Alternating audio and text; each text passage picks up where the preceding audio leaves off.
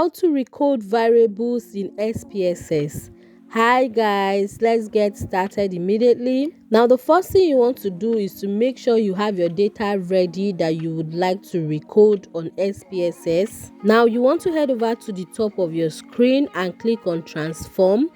Now you are going to head over to where you see automatic recode and tap on it. Now over here you want to go ahead and add the two variables that you would like to use for this recode. Now let's go ahead and give them a brand new name.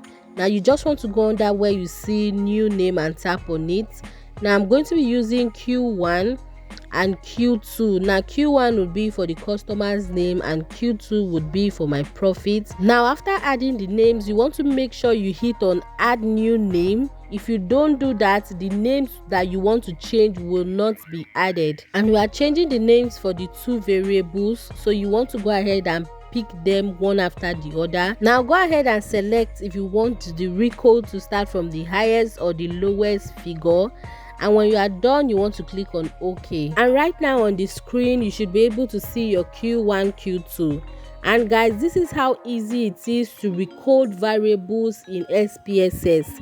Now if you found this video helpful, you want to click on the subscribe button to subscribe to this YouTube channel for more useful tutorials like this. Now I'll see you in my next video. Bye.